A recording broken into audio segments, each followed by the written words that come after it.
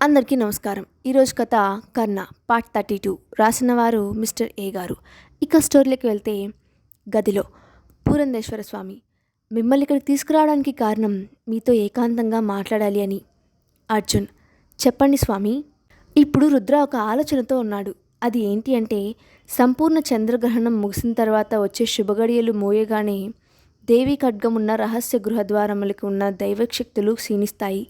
అప్పుడు రుద్ర తన దుష్టశక్తులతో ద్వారం తెరిచేలా చేసి అక్కడ ఉన్న దేవీ ఖడ్గం తీసుకొని వాడి శక్తులతో దేవీ ఖడ్గానికి ఉన్న శక్తులు తిరిగి వచ్చేలా చేసి ప్రపంచాన్ని తన ఆధీనంలోకి తీసుకురావాలని చూస్తున్నాడు. వాడు అనుకున్నట్టు జరగాలి అంటే మనం శుభగడియలు ద్వారాల్లో తీయకూడదు. అలా ఉండాలి అంటే కుమార్ వాళ్ళ దగ్గర ఉండకూడదు. కాబట్టి వాళ్ళు ఎట్టి పరిస్థితుల్లోనూ కుమార్ని మన దగ్గర నుండి దూరం చేయడానికి ప్రయత్నిస్తారు. మరి మనం ద్వారం తెరవాలి అంటే ఎలా స్వామి? ఆ ద్వారం కేవలం కుమార్ ఒక్కడే తెరవగలడు. ఎందుకంటే కుమార్ శ్రీ కృష్ణ భగవానుడు అంశంలో పుట్టినవాడు. కుమార్ ద్వారం తెరిచిన తర్వాత ఎన్నాళ్ళ నుండో అక్కడే బందీగా ఉన్న పిశాచి ఆ బంధనం నుండి బయటకు వస్తుంది.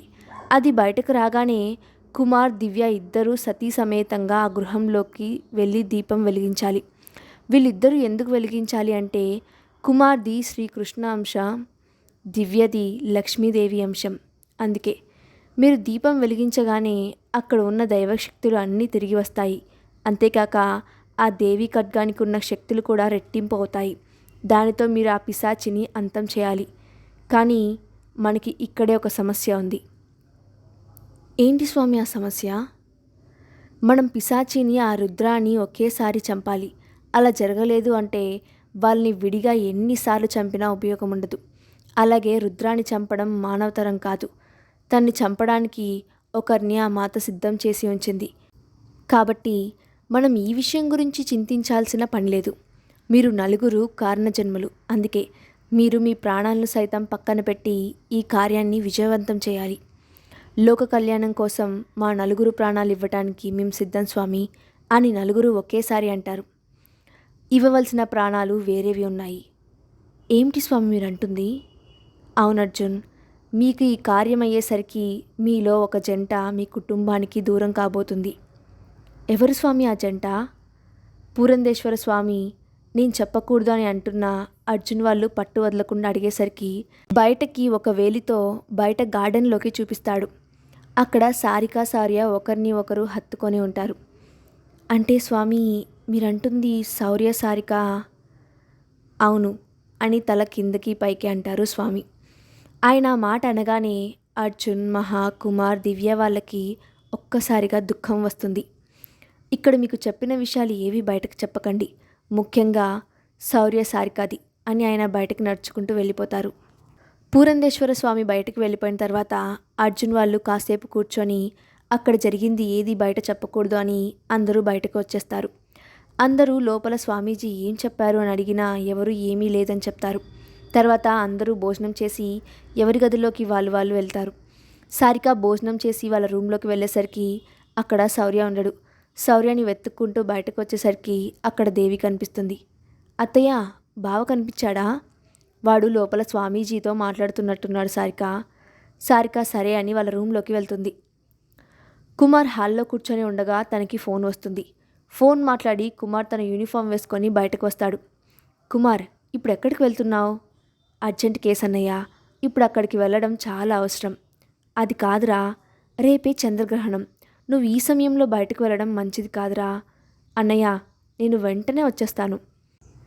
అది కాదు చిన్నన్నయ్య, ఒకసారి అర్జున్ అన్నయ్య చెప్పింది వినొచ్చు కదా. శౌర్య, ఇప్పుడు నేను అక్కడికి వెళ్ళకపోతే ఒక కుటుంబం అన్యాయం అయిపోతుంది. అలా అవ్వడం నీకు ఇష్టమా? కుమార్ అలా అనేసరికి ఇంకా ఎవరు ఏం మాట్లాడకుండా తనని పంపిస్తారు. మధ్యాహ్నం కుమార్ భోజనానికి రాకపోతే దివ్య ఫోన్ చేస్తుంది. కానీ కుమార్ ఫోన్ స్విచ్ ఆఫ్ వస్తుంది. ఫోన్ స్విచ్ ఆఫ్ రావడంతో కుమార్ వాళ్ళ స్టేషన్కి ఫోన్ చేసి కుమార్ గురించి అడుగుతుంది.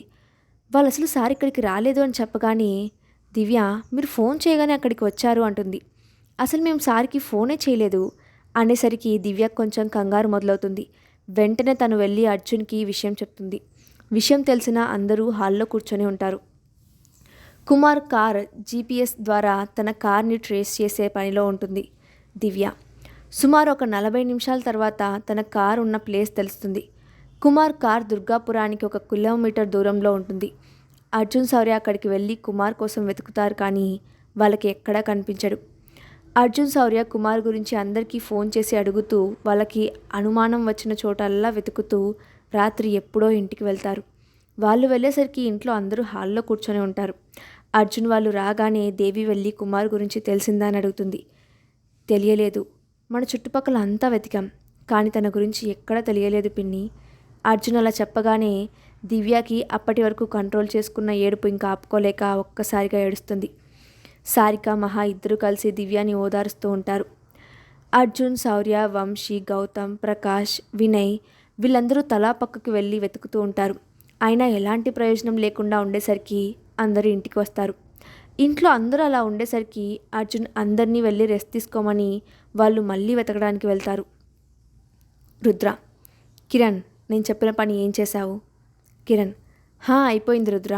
నువ్వు చెప్పినట్టే కుమార్ని మన వాళ్ళు ఇక్కడ నుండి బంధించి దూరంగా తీసుకొని వెళ్ళారు. కుమార్ని ఎక్కడ దాచావో అని అర్జున్ వాళ్ళకి ఎట్టి పరిస్థితుల్లోనూ తెలియకూడదు. వాళ్ళు కుమార్ ఎక్కడున్నాడో తెలుసుకోలేరు రుద్ర. నువ్వు దాని గురించి ఆలోచించకుండా రేపు జరగబోయే కార్యక్రమం గురించి ఆలోచించు. ఈసారి మనల్ని ఎవ్వరూ అడ్డుకోలేరు కిరణ్. రేపు ఒక్కరోజు మనం అనుకున్నట్టు జరిగితే చాలు, ఇంకా ఈ ప్రపంచం మన కనుసైగలతో శాసించవచ్చు. తెల్లవారుజాము 3 గంటల సమయంలో ఆకాశం నుండి ఒక దివ్యమైన తేజస్సుతో ఒక మెరుపులాంటి కాంతి దుర్గాపురంలో ఉన్న అడవి వైపు వస్తూ ఉంటుంది. ఆ కాంతి అడవిలో ఉన్న నేలను తాకగానే అడవిలో ఉన్న జంతువులన్నీ అక్కడికి పరుగున వచ్చి ఆ దివ్య తేజస్సును చూస్తూ వాటి జన్మం ధన్యమైపోయింది అనే భావాలు ఆ జంతువుల మొహంలో కనిపిస్తున్నాయి. ఏదో పూజలో ఉన్న రుద్రాకి ఆ కాంతి భువిని చేరగానే తన శరీరంలో ఒకలాంటి కంపనం కలిగింది.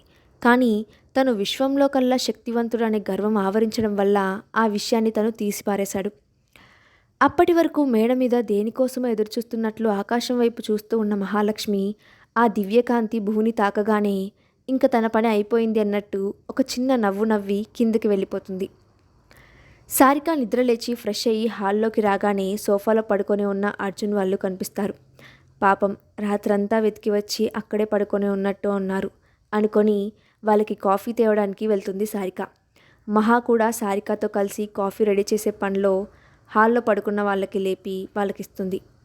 వాళ్ళందరూ కాఫీ తాగి ఫ్రెష్ అయ్యి రావడానికి వాళ్ళ గదిలోకి వెళ్తారు. దివ్య నిద్ర లేవగానే తన పక్కన ఎప్పుడూ ఉండే కుమార్ లేకపోవడంతో తనకి చాలా బాధ, భయంగా ఉంటుంది. దివ్య ఫ్రెష్ అయ్యి వచ్చి కుమార్ గురించి ఏదైనా తెలిసిందేమో అని మహాని అడుగుతుంది. కుమార్ గురించి ఎంత వెతికినా ఎలాంటి క్లూ దొరకలేదు అని చెప్తుంది మహా.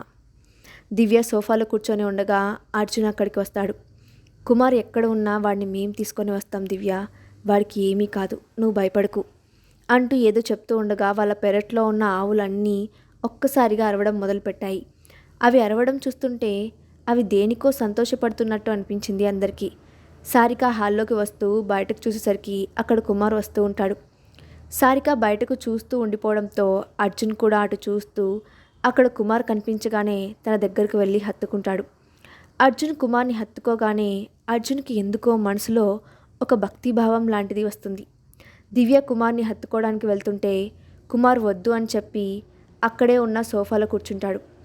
అసలు ఎక్కడికి వెళ్ళిపోయావురా? నన్ను ఆ కిరణ్ వాళ్ళు కిడ్నాప్ చేసి ఇక్కడ నుండి దూరంగా తీసుకొని వెళ్ళిపోయారు. నేను వాళ్ళ దగ్గర నుండి తప్పించుకొని వచ్చేసరికి ఇంత సమయం పట్టిందన్నయ్య. సరే వెళ్ళి ఫ్రెష్ అయ్యరా అన్నయ్య. కుమార్ ఫ్రెష్ అవ్వడానికి వెళ్ళిపోతాడు.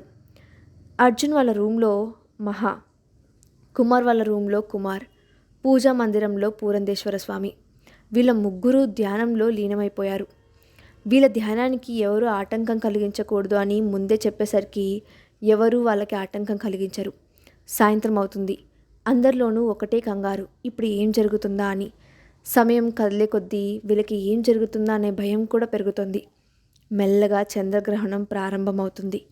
పూజా మందిరంలో నుండి బయటకు వచ్చిన పూరందేశ్వర స్వామి మహాని పిలవమని చెప్తాడు.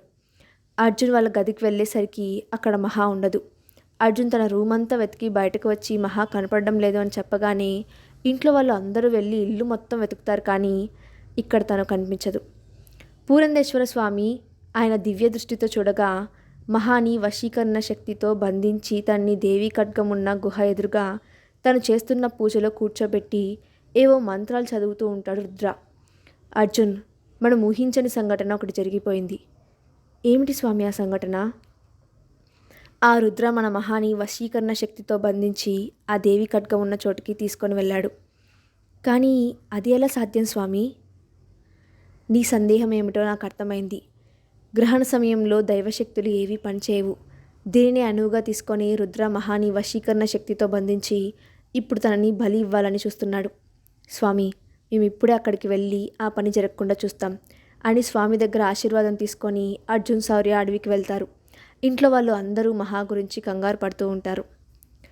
అర్జున్ వాళ్ళు అక్కడికి వెళ్ళేసరికి అక్కడ ఒక గుహకి ఒక 100 అడుగుల దూరంలో రుద్ర పూజ చేస్తూ మహా తన ఎదురుగా కూర్చొని ఉంటుంది.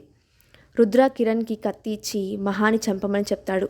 కిరణ్ ఆ కత్తిని తీసుకొని మహా దగ్గరికి వెళ్తుండగా ఒక్కసారిగా అర్జున్ శౌర్య వాళ్ళు అక్కడ ఉన్న కిరణ్ వాళ్ళ మనుషుల మీద విరుచుకుపడతారు. అర్జున్ శౌర్య వాళ్ళని కొడుతూనే మహా దగ్గరికి వస్తున్న వాళ్ళని ఆపుతూ ఉన్నారు. ఎట్టి పరిస్థితుల్లోనూ మహాని గ్రహణం ముగిసేలోగా చంపమని రుద్ర చెప్పడంతో కిరణ్ పట్టు వదలని విక్రమార్కుడిలా తనని చంపడానికి ప్రయత్నిస్తూనే ఉన్నాడు.